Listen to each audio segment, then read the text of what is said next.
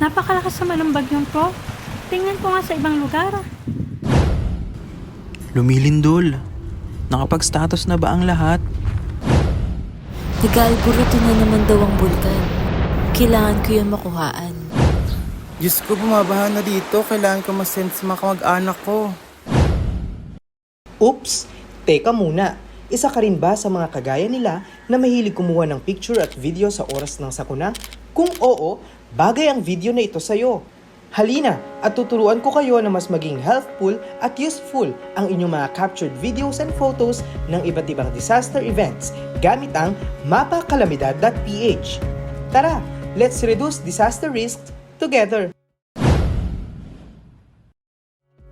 Ang mapakalamidad.ph ay isang web-based, open-source platform na ginagamit ang social media upang makakuha ng real-time at on-the-ground update tungkol sa mga kalamidad o sakuna mula at para sa ating mga kababayan. Gamit ito, pwede mag-submit at maka-access ng mga information tungkol sa lindol, pag-alboroto ng bulkan, baha at bagyo sa inyong mga lugar. In short, important disaster information is available at your fingertips using mapakalamidad.ph. Gamit lamang ang inyong Facebook o Telegram account, maaaring mag-submit ng report. First, search mapakalamidad.ph on Facebook and Telegram and click report or ulat. Piliin lamang kung anong hazard ang inyong iuulat.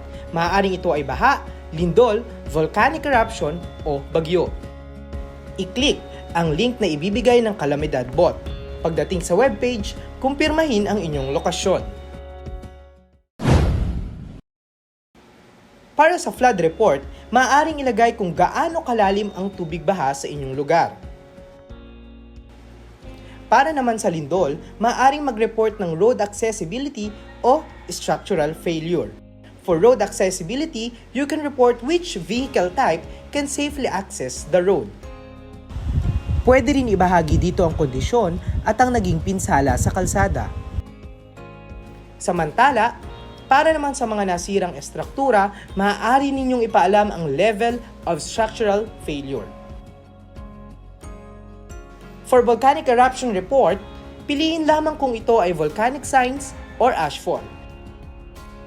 Para sa volcanic signs, maaaring ang report ay tungkol sa unusual animal behavior, frequent earthquake tremors, and frequent rumbling sounds. Para naman sa ashfall, you can indicate the approximate ashfall radius at tukuyin ang ashfall situation level. Kung ang report naman ay tungkol sa bagyo, maaaring piliin kung ito ay strong winds, flooding, o storm surge. Kung ito ay strong winds, you can indicate the wind impact and inform about the power status in the area. Para naman sa storm surge, tukuyin ang disruption level. Pwede ring maglagay ng impormasyon tungkol sa kuryente sa inyong lugar. Sa flooding report, maaaring ilagay kung gaano kalalim ang tubig baha sa inyong lugar. Sa lahat ng report, mapabagyo, baha, pagputok ng bulkan o lindol man iyan, you need to upload a photo. Para sa karagdagang detalye, samahan din ito ng short description bago isubmit.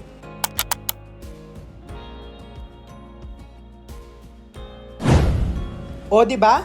Simple lang maging isang disaster warrior. Sa paggamit ng mapakalamidad.ph, nakatutulong ka hindi lang sa pagbibigay ng impormasyon sa ating mga kababayan. At the same time, nagiging useful at helpful ang ating mga photos upang bawasan ang disaster risk na maaaring maranasan. Kaya, samahan ninyo kami, use mapakalamidad.ph now so together we can reduce disaster risk.